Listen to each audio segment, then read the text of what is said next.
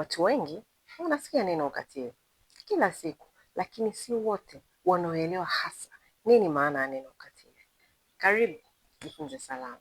Leo tutaenda kuangalia nini maana ya ukatili, na nitajitahidi kuelezea kwa lugha rahisi na nyepesi, ili kila mtu aweze kupata ama kuelewa maana halisi ya ukatili ni kitu gani, ili kokote utakaposikia neno ukatili au mtu yoyote anazungumzia ukatili, basi unakuwa unajua kabisa ukatili maana yake ni hii. Kwanza kabisa tunapaswa kufahamu kuwa ukatili ni kitendo. Maana yake lazima kuwe kuna kitendo fulani ambacho kimefanywa. Sasa hicho kitendo ndio kinaweza kikamuumiza mtu kimwili ama kihisia. Kihisia wakati mwingine ndio tunasema kisaikolojia, kwa sababu mara zote au mara nyingi ukiumizwa hisia inapelekea na saikolojia yako kuathirika ama pengine kuumia. Na ndio maana tunasema kwamba sasa ukatili ni kitendo chochote anachofanyiwa mtu. Kitendo hicho kinaweza kikamuumiza huyo mtu amefanyiwa sasa kimwili ama kihisia.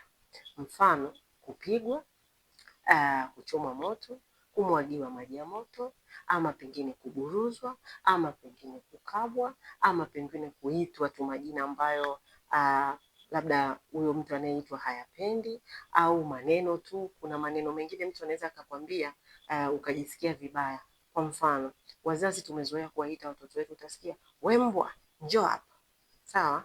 Naamini kabisa kwamba hakuna mtu ama hakuna mtoto ambaye atafurahi au atapenda kuitwa mbwa. Kwa hiyo anaumia moyoni.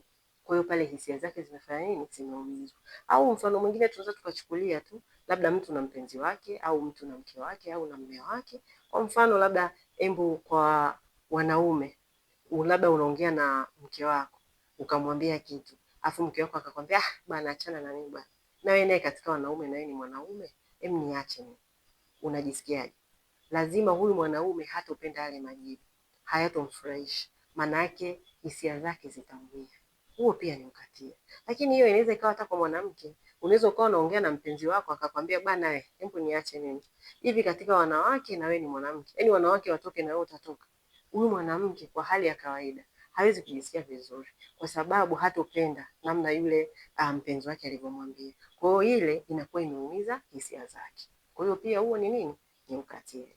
Sasa tunaona kutokana na hiyo maana ya ukatili, kuna vitendo tofauti tofauti ambavyo vitendo hivyo vilipofanyika ndio vimepelekea ukatili. Mfano, tumeona kitendo cha kupigwa. Maana yake unapompiga mtu ile kupitiliza, mwili wake unaumia. Huo ni ukatili. Kuna kitendo pale cha kutukana. Unapomtukana mtu mwili haumii, lakini hisia zake zitaumia. Huo ni ukatili. Kuna kitendo pale tumesema, mfano kuburuzwa au kuchomwa moto au kumwagiwa maji ya moto.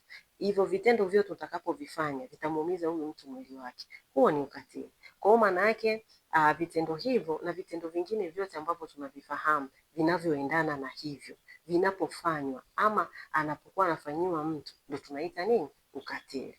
Na ndio maana pia tuna aina tofauti tofauti za ukatili, kwa maana ya kwamba mtu anaweza akafanyiwa vitendo tofauti tofauti. Sasa hivi vitendo tofauti tofauti ambavyo mtu anaweza akafanyiwa ambavyo vinaumiza mwili wake na hisia zake, ndivyo ambavyo vinazaa pia aina tofauti tofauti za ukatili. Kwa hiyo kipindi kijacho tutajifunza sasa aina mbalimbali za ukatili, ama pengine niseme aina tofauti tofauti za ukatili, ambazo hizi aina za ukatili zipi ambazo zinawakumba sana watoto na aina zipi zinawakumba sana watu wazima. Jifunze Salama, jambo letu ni moja tu, kukusaidia wewe kuweza kujilinda na ukatili. Unajilindaje? Basi ni kutokana na hii elimu ambayo tunakuwa tunapeana, ambayo itakujenga na kujua pindi tu utapokuwa unapitia ukatili, lakini pia kujua hatua gani za kufuata. Na ndio maana tunasema kujua ni kujilinda. Kujua ni kujilinda kwa sababu unapokuwa una elimu ya jambo fulani, ama pengine ukijua kwa nini watu wanafanya ukatili, sababu ni zipi, hatua gani ufuate, wapi pa kuripotia, hiyo itakujenga na kukufanya wewe uweze kujilinda na ukatili. Na ndio maana slogan yetu Wanajifunze Salama tunasema kujua ni kujilinda. Kama bado hujasubscribe, tafadhali fanya hivyo, ili elimu hii uendelee kuipata na kujifunza masuala mbalimbali yanayohusiana na ukatili. Lakini pia usiache kushare kwa wengine, ili na wao waje tuweze kujifunza kwa pamoja.